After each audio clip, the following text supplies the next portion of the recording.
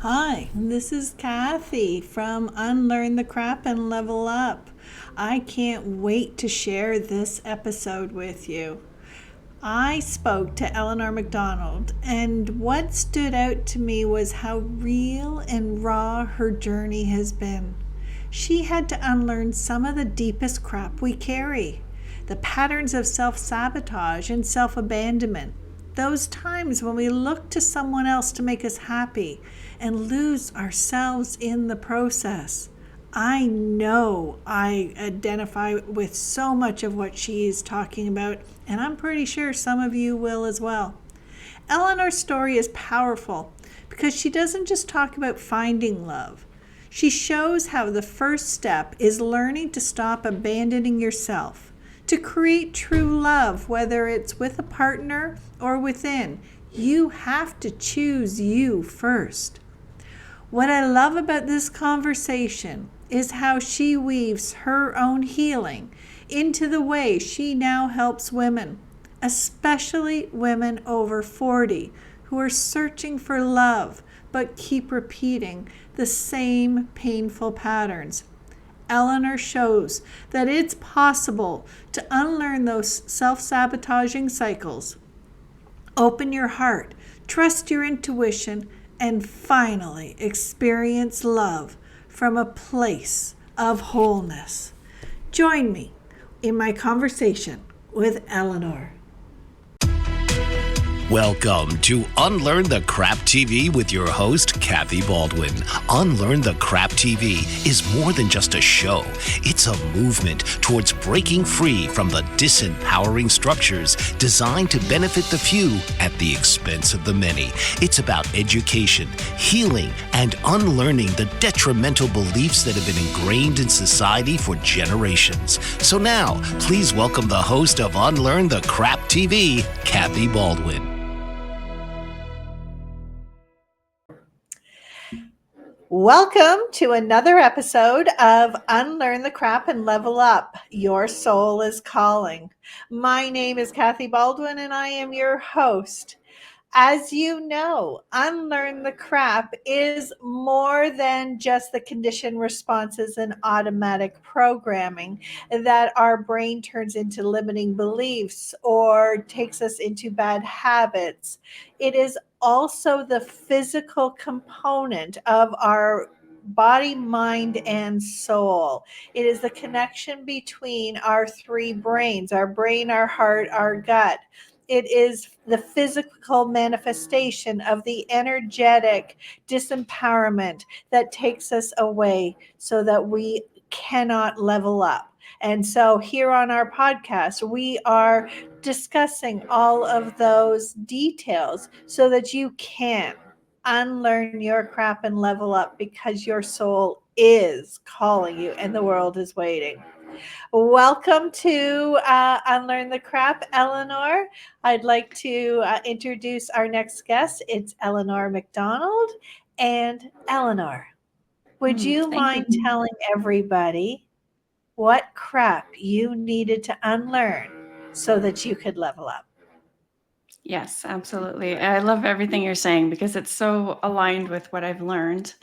And the biggest thing was around not sabotaging myself and abandoning myself and looking towards other people to, create my happiness. And you can't find true love for yourself, self-love, or love with another while you're abandoning and sabotaging yourself. So all of the crap of unlearning those sabotaging patterns and abandoning patterns is what I had to unlearn. Absolutely. I love that. So now that you have unlearned that crap, how are you leveling up and serving the world with your zone of genius? Thank you. Well, I'm being my true self as much as I possibly can in every moment. And when I'm in that space, truly connected to myself, I find that the opportunities just keep calling me. As you were saying, your soul is calling. And I keep getting led towards my next leveling up, whether it's helping more women around the world to unlearn their crap and unlearn those patterns, or to deeply be more and more in love with myself, or to be more connected to my husband. So that's another story we can get into, of finding love for myself. Um, but it's just given me the chance to follow my intuition, to finally learn to trust it, and to open my heart and live from my heart. Absolutely. What I wanted us to address at this opening was how you serve the world. So, if I don't want to put words in your mouth, but I am trying to guide you a little bit to tell everybody you help people when they are finding their true love. Am I correct? Mhm. Yes. I mostly focus on women, but of course I've had male clients and anyone is welcome. But it's been mostly women who are over 40, who are looking for love and who have had issues with those sabotaging type of patterns that I had, and the self-abandoning. So whether you want to call it codependency or people pleasing or issues around that, and helping to unlearn those so that they can stay connected or even connect to themselves for the very first time and find love from that space rather than from always externally trying to please somebody else, which you can't find a great relationship when you're in that space. Absolutely. So, for one of the reasons that I really wanted you on this podcast is for that exact reason. Mhm. I did not know about the condition responses and automatic programming. I didn't know about crap when I left home, and I carried, my first 18 years of things that I'd learned, and there were quite a few traumatic things that happened to me during those Mm. formative years. And so then I went out into the dating world. I made every mistake that was possible and ended up in a marriage to a wonderful man with his own crap. And of Mhm. course, the marriage, even though we tried for almost 20 years, the marriage failed. Both of us had a lot of unlearning to do. And when I look back on my history, there is a direct correlation into the traumas and crap that I carried from my childhood and my growing up years into my dating life and the man that I chose. Yeah. And all of the work that I needed to do and heal definitely bubbled up without me knowing that's what was happening. And it created an extremely chaotic relationship. Is that normal? Absolutely. That's the one thing that I am always telling women, is that everything that you've done up till this point, you can say it makes perfect sense that you've been doing that based on your history, based on your experience, based on your conditioning and what you were taught and told, and the society, societal messages. So one of the things to unlearn is that it's not your fault, that even though we have to do this healing journey, it's not our fault that we ended up in this space in the first place. And I would argue that it's probably one of the biggest catalysts for having this amazing healing journey and for experiencing an amazing connection with yourself and others, is to start off at that point you were talking about. And I also had the same experience, where I grew up in a family that there was a lot of trauma, there was a lot of volatility, and I didn't have those role models. And so then going out into the world, it's like, oh, okay, what am I going to look for? Who am I going to look for? And it's just connecting to all of those kinds of traumas, or externally experiencing those traumas over and over again, until you're able to. I got to an enough is enough point when I was in my 40s, and I said, I'm not going to go around this merry-go-round, is what I call it, the merry-go-round, ever again. And this is my enough is enough point, where I know that I deserve more. I desire more. I want a lasting, authentic love relationship with myself, with someone else. And then that really started my really deep healing. But I kind of went off a little track with there a little bit, but yes, absolutely.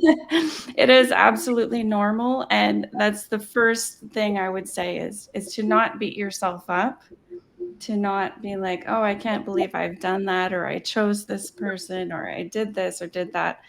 All of these things make perfect sense based on your experiences and your upbringing. Yeah. You've touched on it. Would you mind being vulnerable and sharing with us your story?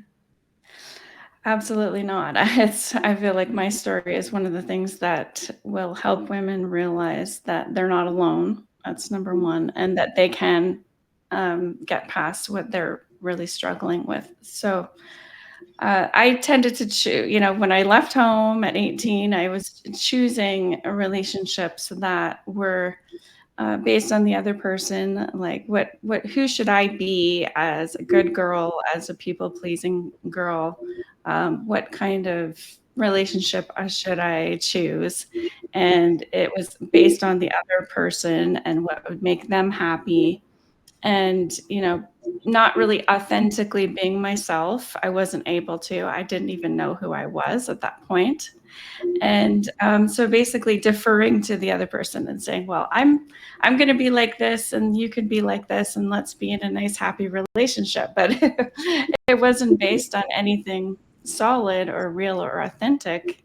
And I kept doing that over and over again for decades of that's really I would say toxic relationships that were emotionally chaotic and just going around in circles, that same merry-go-round of emotional distress from both sides, and not really knowing why, or why was there so much chaos in my life, and why was there so much emotional upheaval. And so I went from this, from the frying pan into the fire, basically, of each relationship. And when I was in my 40s, I actually reunited with my first boyfriend. So talk about full circle. Here's the moment. And I was like, oh, I'm so happy. This is, we're star-crossed lovers and this was meant to be. And I really leaned into the spiritual aspect that I truly believe that we were meant to be together forever, like a fairy tale. And it crashed and burned probably worse than any relationship I'd had up until that point, and left me metaphorically on my hands and knees, basically saying, what do I need to do? What am I missing? Why can't I have love? Why have I gone on such a long journey like this? And just really feeling very hopeless and kind of rock bottom. And that was when I heard that voice. I would say my true self, or my heart, started to whisper to me, you deserve love. You deserve true, lasting, authentic love and meaningful give and take. And so I went on a very earnest journey to go inward, because I had been so externally focused, to go inward within myself and find all of these hurt places, all of the spaces that told me I had to please others, that I wasn't worthy to be myself, that I was afraid to, be seen, and all of these really big themes, and started to witness them and heal that part of myself and go out into the world. It was a year later saying, okay, I'm going to date again, but this time with intention, with purpose, and focused on myself, while, still connecting to other people, but from my own space. And I met my husband after 10 days on a dating app. And um, it was, I would say at that point, that was meant to be in a space of the new kind of love that I was looking for. And it was really meant to be um, for real that time, like for real. And we've been together for 7 years and married. And the other thing that people say to me is like, oh, is it, do you fight or is it perfect? And they get worried that I'm saying it's like a perfect fairy tale. And that's not the case. I have the tools to communicate authentically, to be more vulnerable, to speak up when I feel something is wrong or is not, something that I like. And, saying that I don't like something has been very difficult. And being able to talk to someone who's willing to talk to me, who's willing to talk it out in in a very beautiful and vulnerable way. And so it's not perfect. We have our issues, but there's a space there that we can work things out, and that's the difference. Absolutely. I want to challenge you or clarify one of your points, and Yes. that is the word perfect. Mhm. Because we have in our head that perfect means no conflict, no challenges, easy road, live happily ever after. And Yeah. that is crap. And that is part of the Absolutely. fairy tale that we've been given is that's what it's supposed to look like. But Yes. what you just described to me sounds perfect. It's when we find these challenges, when we have these conflicts, we have the tools and the resources to Mm. effectively deal with them together, where it Yes. brings us closer together rather than pitting us against each other. Am I correct? Yes. Yes. So it could be, perfectly imperfect and perfect for you. You can also look at it that way. So anyone who's watching it's your perfect scenario. Like what would be an amazing lifestyle? And that's what I say to people who are looking for something that might have a list of, characteristics or whatever it is of the person. But I say, go beyond that. Like, what kind of life do you want to live with them? How much time do you want to spend with them? Do you want to have dinner every evening, or do you want to go on weekend getaways? Or would you rather be more independent where they have their life and their schedule is different than yours, but you know that you're always connected at the most important level? And so, what is perfect for you, and what kind of life do you want to be living with them? It goes beyond the list of, what's good on paper, because that's what I was doing in the previous years. Like, oh, my life is perfect on paper. I have this amazing, handsome boyfriend, and I've got this career and everything's great, and yet I'm feeling miserable. I feel alone. I feel unfulfilled. And there was a reason for that, because it was just the paper that was saying it was perfect. It wasn't my heart. Yes. Thank you so much for bringing that up because so many times when we are in these dysfunctional relationships, we have deep love, we Hmm. have deep commitment, and we think that's supposed to be enough. That Yes. love alone, but love is a choice. And so when we consistently choose to love somebody, when we're not aligned, all we're Hmm. doing is creating chaos, correct? Yes, yes, and then your soul will try to speak to you, or your, like you were saying in the beginning, the connection between body, mind, and spirit. Like your body might start to show physical distress, with getting illnesses, or feeling fatigued, or some. It's like your body is trying to say to you, "This is not right," and it's taking all of my energy to, that people pleasing thing where I'm going to try really hard and I'm going to give this another chance, and the old college try again and again. And you yeah, exactly, you keep doing that until you're pretty much in burnout or adrenal fatigue or something, because you're trying to force and or chase after something that is just exhausting, and it keeps running away the more you chase it. Yeah. When I was in my marriage and there were red flags that told me this isn't right, this isn't working, there were a lot of underlying traumas that both him and I did not look at or address. Hmm. But one of the things going through my mind was something that I heard Dr. Phil say, which was sometimes we make the right decision and sometimes we need to make the decision right. Mm-hmm. And so that was what was going through my mind was, okay, well, maybe I didn't make the right decision and choose the perfect partner and get married at the right time when I would, but now I've made that decision. Now I have to make it right. And so I was Mm-hmm. constantly trying to force it, make it happen when it wasn't ever supposed to fit.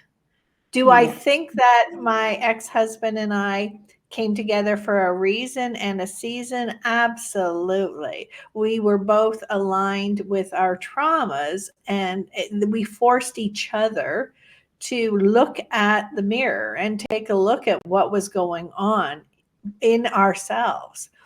Yeah. And that was what we needed for us to level up. Is Exactly. that what you see in your clients? And did that happen with you? Absolutely. I was the forcing queen. I was the type A, like, okay, we're gonna get this, we're gonna get the books, we're gonna get the courses, we're gonna do the self-help thing on relationships. I'm gonna do my part. I'm gonna work really hard to get well so that we can make this relationship work. And there comes a time where it's really a subtle thing where you have to decide. It's kind of like the point of no return, where you've put in the effort and it doesn't feel right anymore. But it has to be a sense of knowing. This is where you're connected to yourself. It's an inner knowing to say, it's time for me to move on. And that's different for everyone. I could never tell anyone. I can't sit there and say, oh, yes, you've done all these things, you should move on or you should stay or go. I never will answer that. I always say to people, this is about your inner knowing. What is whispering inside of you to say, it's time to let this go. And it's a very quiet, subtle knowing that will grow over time the more you get used to checking in with yourself. And sometimes you'll even be, the universe will help you along a little bit where something will happen and it will dissolve in a way that you're like, wow, that was kind of easier than I thought.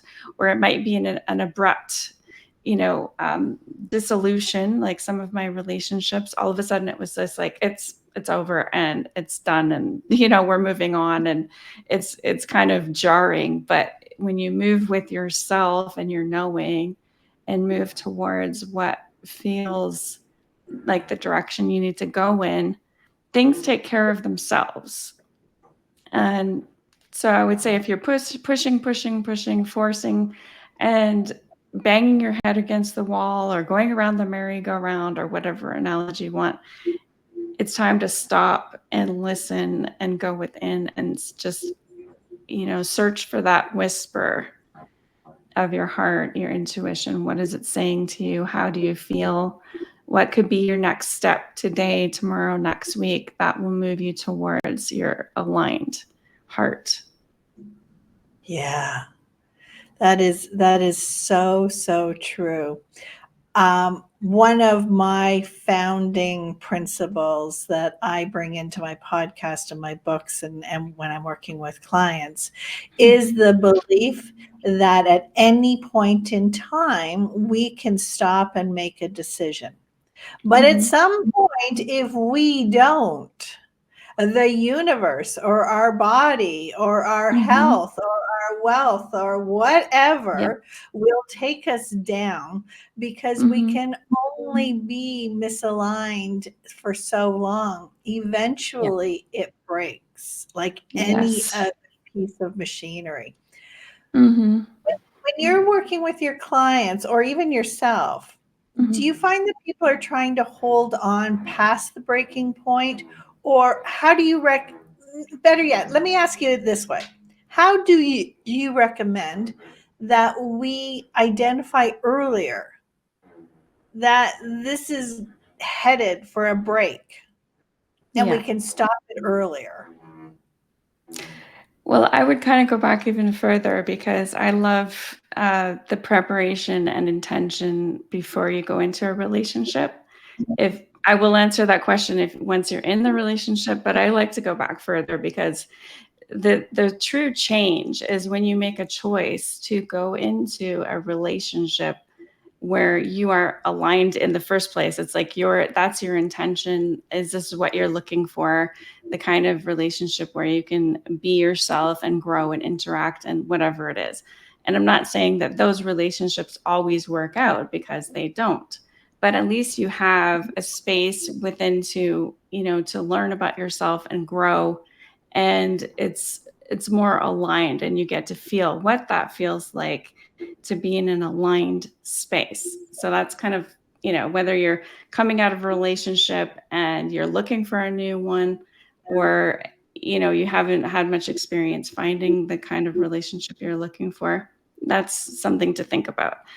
If you're in the middle of a relationship right now where you're like, I just don't know what to do, the other person is not going to solve it for you. They're not going to give you that choice, and they're not going to give you your knowing. That's always going to go back to you once again. Like, the recommendation is always, what are you feeling on a daily basis? What do you desire? Can you bring that to your partner? And then assessing how they respond is also a good, um, way to look at it. Like, oh, if they're not responding to anything I'm saying, if it's like talking to a blank wall, if I feel like I'm alone in the relationship, that's going to give you a clue if you start to head towards those kind of Yeah, situations. So, absolutely. What you're saying so aligns with my Drive Your Destiny program, mhm. which is about the rule book of understanding how we're able to drive our own body and our mind. Which, in a perfect world, when we're learning to drive a car, we start with the learner's permit and we're given a book and we have the rules of the road so we know what to expect. And then we're Mhm. taught about the vehicle, which, how do we drive it? What do the signals work? How does this happen? What does it feel like? What does it look like? And then the third part is about our GPS, which, in a perfect world, we would have all of that information before we were sent out into the world to navigate.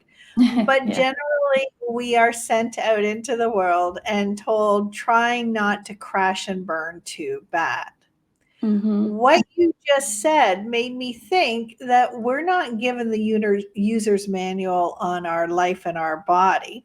We're not given the user manual on how to be a parent, but we're also not given a user manual on how to identify who we are and what is our best relationship.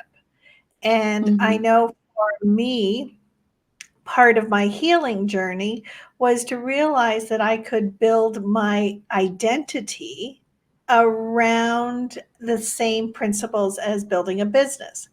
What's my vision? What's my mission? Mhm. What are my boundaries? What are my goals? What are my morals? What are my beliefs? And I could choose them. Yes. Is that basically similar to what you recommend before we go out into a dating world?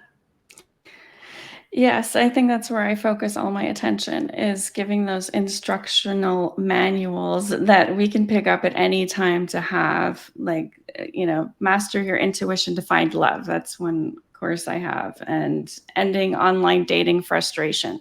And basically, you're taking those manuals and learning how to date, how to, you know, approach dating intentionally, purposefully, in your heart, how to, cut through the BS and find someone who is authentic, how to recognize someone who's unavailable before you get involved. So it's all of this instructional type of thing, which I believe, like you said, you can take anything from a career or different areas of your life and put it towards dating and finding a relationship.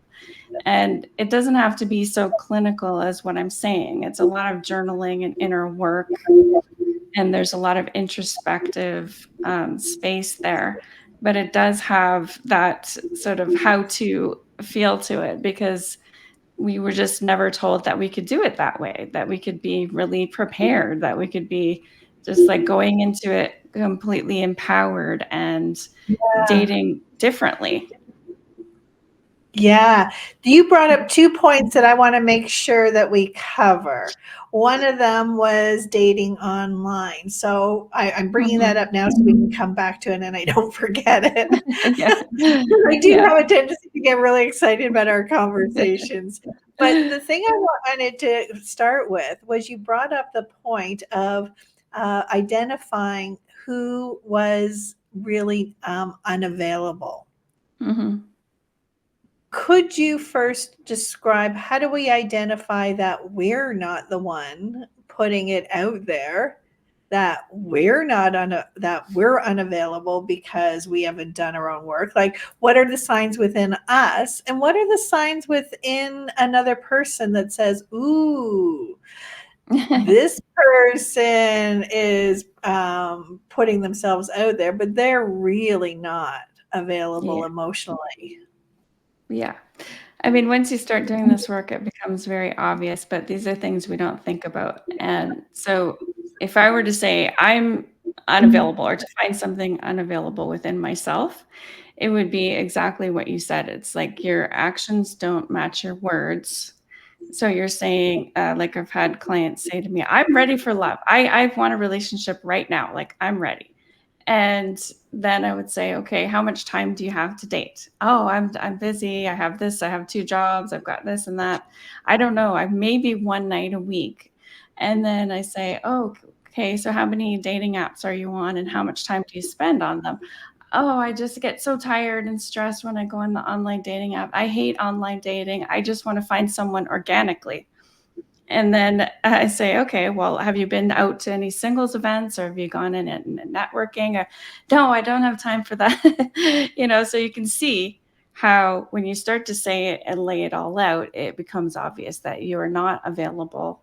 And that's where you go back and do some work around fears of finding love, fears of being hurt, diving into those limiting beliefs, and then go back and reassess and say, okay, now I'm ready. I'm more ready. And instead of saying, I'm totally available and I'm going to be heart wide open, you can still approach it cautiously and go in, dip your toe in, but being more present and authentic with your toe dipped in versus saying, I'm totally open, but not doing anything about it.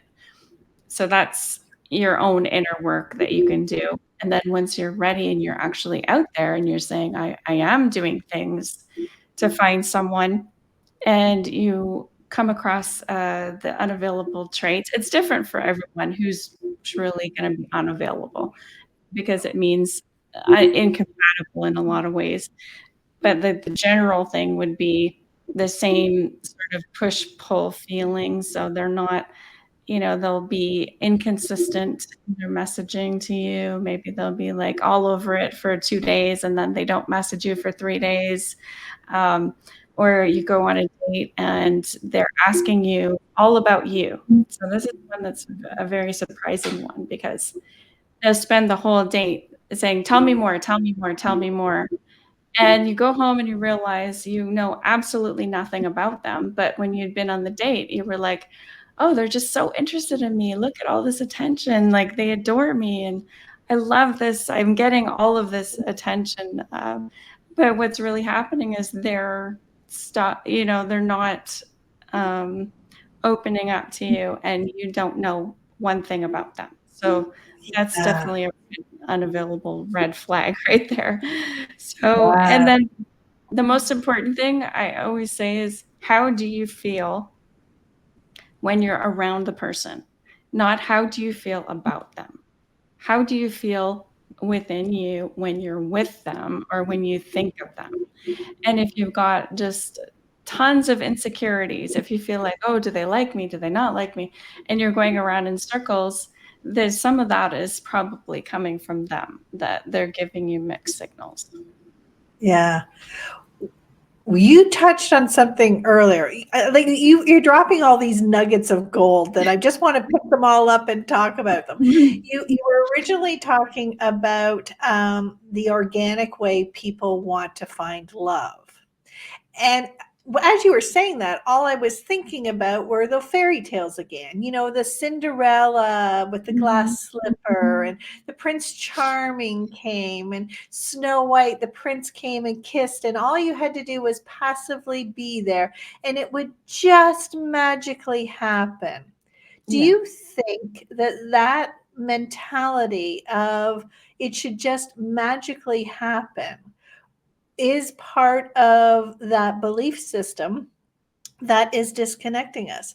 There's nothing in our world that just passively happens. Not in Yeah. universal laws, not in building a business, not in buying a house, not even in grocery shopping. We're not passively waiting for the food to just magically arrive.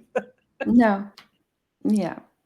It is a disconnect. It's a, societal messaging, and it's unfortunate. I did have a lot of that. Like, I'm going to go out and I'll have my meet cute, in the coffee shop and trip and fall, and some guy's going to catch me, the rom-com meet cute.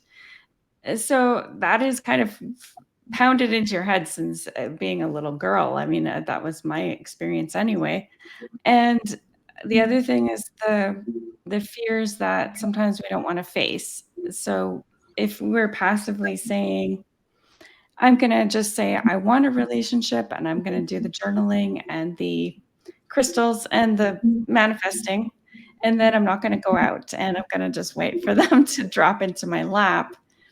There's that fear of being seen, the fear of putting yourself out there, being hurt again.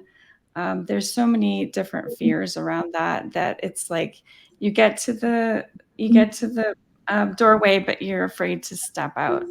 And so Yeah. that's what I work with women around, is to take that next step, even if it's dipping your toe in something, or say, I'm going to do this for a certain period of time and do it slowly and steadily rather than jumping out there. But you do need that action. You do need to move towards, you have a heart's desire, but you need to move towards it, and you need to move with that energy. And so that's what creates the magic. The real magic is when you start moving with that energy. Yes, yes, yes. So you touched on something, but I want to pull it into the universal laws, which is what I talk about all the time. We can, yes, energetically and vibrationally align in our thoughts and our feelings. But if we don't use the universal law of action and actually take it into the physical movement, we must put action in and take the next right step and the next right step, because it can't happen only in the energetic if we want it in the physical world, right? Right. Yeah. And the other thing is, if you have some traumas that are in your body, you might not want to be in your body. And so doing the physical action and taking the energy through your body as you take action, that could be one of the reasons you're just like, I'll do everything but be in my body. And that's where we're not connected to our intuition, not connected to our heart, because we're out of our body. And I did that in the sense that I was so empathic and so Yeah. intuitive that I was out of my body and trying to insert myself into someone else's experience, put myself so much into someone else's shoes that I was just a shell of myself. I was only there in, spirit. I wasn't in my body, because I was like, well, I need to see what is going to make him like me. I need to figure out how he's feeling right now. How is he dealing with this conflict? Or does he like me? And just getting into their space so much that I would leave my body. And so that's another thing that might stop someone, is like, are you able to really be in your body and feel all these emotions and connect to your heart and your intuition to be able to move forward and move with that energy? I know, hopefully that makes sense. Absolutely. That is the foundation of unlearning the crap, is that we do have a body that is a part of our language system, right? Our emotions are information. They're telling us what's happening inside. Physical disease that is happening when we're misaligned can come up with stomach aches or IBS or headaches, or, it lives physically in our body. And if we are not connected to the language of our intuition, the language of our soul, then we are not in alignment with ourselves. And you're right, we're being too empathetic. We're putting ourselves out into someone else's life instead of our own. Mhm. Yeah. And you can still really pick up on, you can be very intuitive from your own body, like from looking like inwards looking out. You don't have to literally put yourself into someone else's shoes. And that's something I had to unlearn because of my childhood growing up in a house where I was meant to always, take care of someone else's emotions or know about someone else's emotions. And I didn't even know what I was or who I was. And so that's a huge thing I had to unlearn. And when I did that, I was able to make the choices. And, with dating and all those things, you just know much more clearly who is meant for you or who you want to give more time to or what feels really good. Who does it feel good to be around? And you know those things much more easily when you're in your body. It's like night and day. So that's even a really big overview thing to focus on that. Are you in your body? What does that feel like, Eleanor? What does it feel like when we're in our body? Oh, well, people probably avoid it because it's just all kinds of things. It can feel, you can feel the whole range of human emotions. It can be, you feel the sadness and the anger and jealousy, everything that we have from A to Z. And I always try to say, like, there's no emotion that's bad. The more you can befriend yourself and befriend those emotions and allow them to pass through your body. So you may Yeah. feel some unpleasant things. You may feel like, oh, there's that sadness from last year, or I thought I was over that, or I feel this resentment and I don't like being resentful. And it's just really being able to be with yourself no matter what. And on the flip side of that, you can feel immense joy, like the capacity for joy that you might be missing out on by closing things off or not being fully present. Like actually experienced when I got into the deep healing where I would cry from joy, like the poets of the olden days of where you just read this poetry and just cry from the joy of it. And then I was like, what is this? I don't even understand what I'm feeling right now. And it was opening my capacity to feel, and that came from being in my body. So it can be a very unsettling experience because all these things are moving through you, but it feels Yeah. so powerful. Once we know that it's okay to feel, but we live in a society. I've talked about this so many times. The song that absolutely irritates me so much is the song "Comfortably Numb." Because we have created a society where we have numbed down our feelings. So we don't want to feel what we call negative emotions, which are just information to say, hey, you're going in the wrong direction. Mhm. And so it's not anything bad that you're feeling it or any judgment. It just means turn around. Head in the Mhm. in the direction of happy. If you're feeling sad or whatever, you're going the wrong way. It's one of those signposts. Um, Yeah. but we have not been taught that it's okay to have emotions. And when Yeah. we allow ourselves to feel the depth of the dark, we get to also feel the rise of the high, because you Yeah. can't feel those moments of joy that you were talking about with poetry and those beautiful little moments that we can capture in our world if we're Hmm. too busy numbing out. Yeah. Yeah. And it's not as scary as we think either, like this process of being with your feelings. Like it's you can have the most intense feeling that you've ever had, and it would last like 2 minutes or 5 minutes, and then it's actually lost a lot of its charge. And just witnessing and being with those emotions and allowing them to move through you or give you information, or just they want to be seen, they want to be acknowledged. It's a part of you, it's an experience from maybe from the past that just wants to be acknowledged. And as soon as you do that, it's like a release, and then so much space for you to start making those choices and get intentional and connect in and deeply get connected to who you are from all that space that gets left over from releasing these old emotions. Yeah. Recently, I had an emotion of envy. Hmm. Uh, and it was funny because I was able to articulate that it was envy and not jealousy, because I had done the work with Brene Brown's Atlas of Emotions, her whole, Hmm. where you learned how to articulate.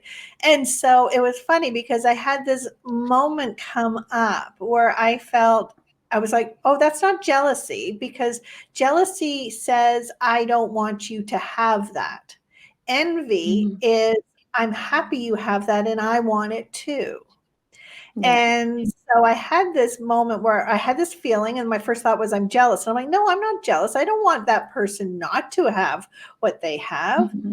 but I want it. And as soon as I was able to say, yes, I want that, it Yes. gave myself permission to claim a dream and say yes. And Hmm. then that whole envious moment of feeling went away, because now I had the knowledge that my body was saying, hey, that's the direction you want to go in. Hmm. Yeah, absolutely. That I love that, because the more you can embrace all of these different experiences in your heart and your body, the more you're going to be equipped with so much wisdom. And you won't be asking as many questions like, what should I do now, or should I go on this dating app, or is this guy the right guy for me? And it's great to have to get information from someone else or to get advice, and all of these things is wonderful. But ultimately, you need to be able to answer that for yourself, or be able to know, how do I find out what I want, and how do I find out, what I need, and what should I Yeah. do to go in that direction? Yeah. I want to circle back to one of the points that you had caught my attention with earlier, which was dating apps. Hmm. You Do you help your clients articulate the best way to write their profile so that they can start with a place of, this is who I am, and attract what they're actually looking for, instead of attracting from their people pleasing or their self sabotage, or their wounds or anything else? Yeah. I would say in a more general sense, it's preparing for the date and getting really intentional about what you want, what you're looking for, who's your, unavailable persona, and who's your, I call Mr. Right, and knowing all of these, being armed with all of that information, that you would definitely be able to write a profile for a dating app that would be amazing. But it goes beyond just the profile. It's like how to approach the dating app, how to spend time on it that's gonna be the best, way for you to get what you need and want in a time period without burning out, and how to go on a date, and, determine what you need and want on the date, and then what to do after the date. So it's kind of like a before, during, and after process that encompasses all of those things. Yes. So, what happens? I know we're almost out of time, and I want to make sure that we capture this. There was a story of a woman police officer that has stayed with me forever. This police officer was in a nasty divorce. And so she came home from work and her spidey sense said, something's wrong. Something's Mhm. not right. And she ignored her intuition and she ignored it and she persevered and pushed herself into what was supposed to be. I'm at home. I should feel safe.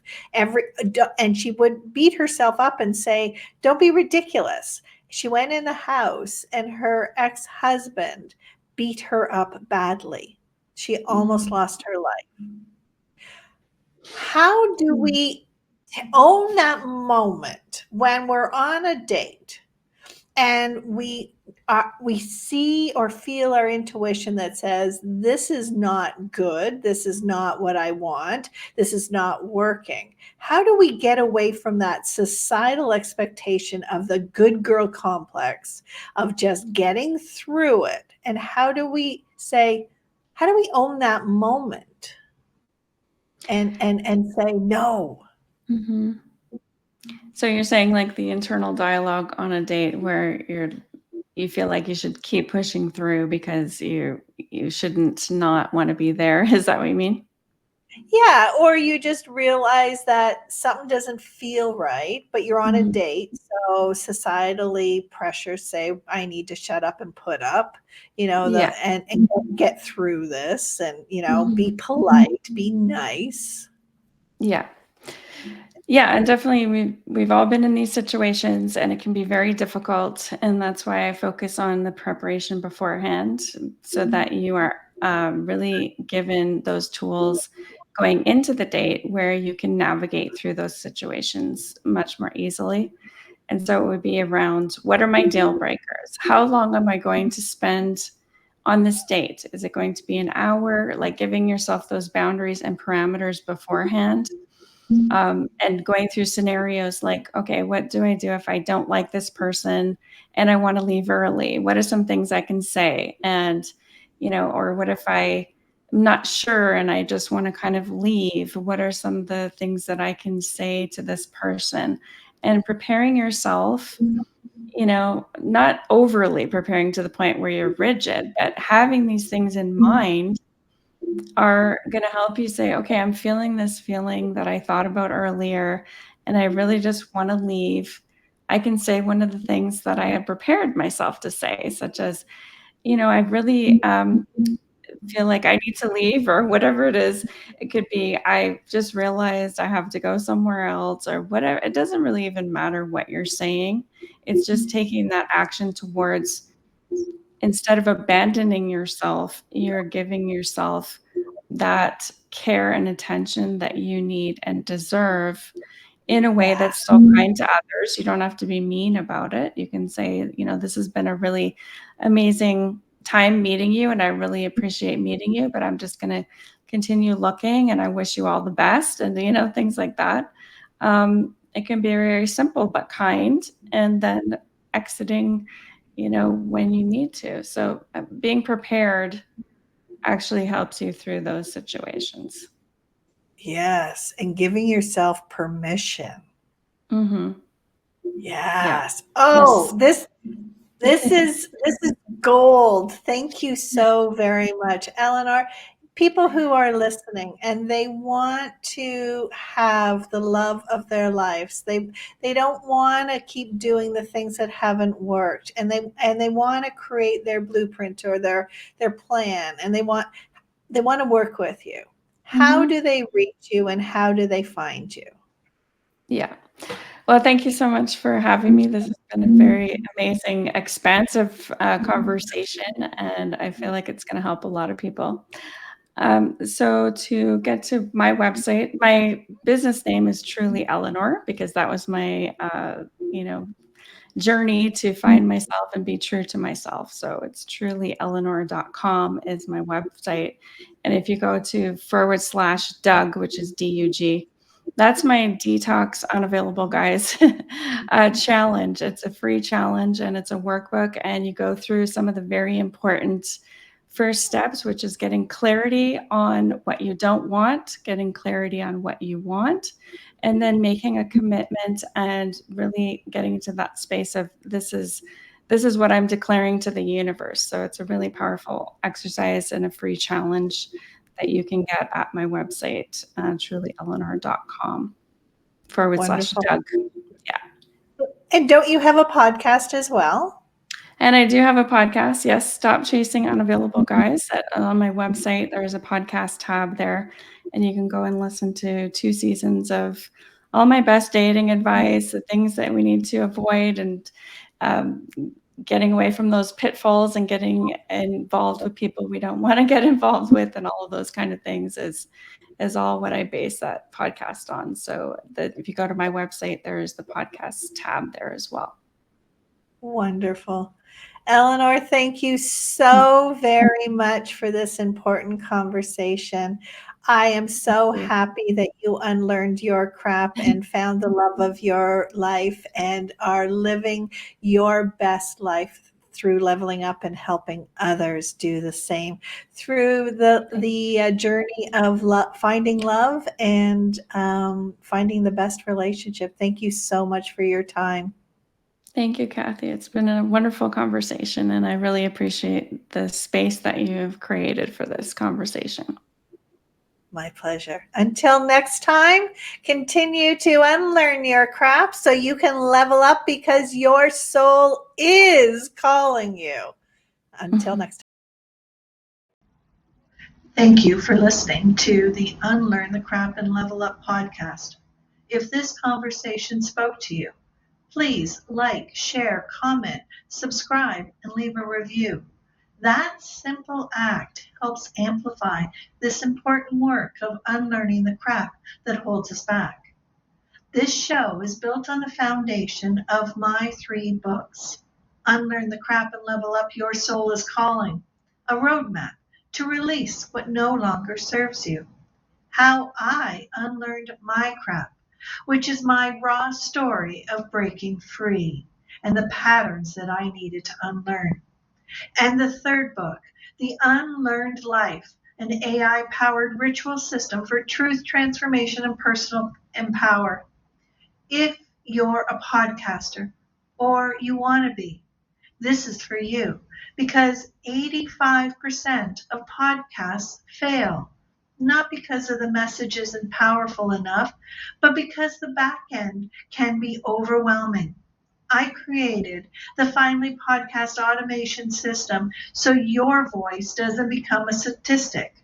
Your message is too important to be silenced by burnout, tech chaos, or even wasted time.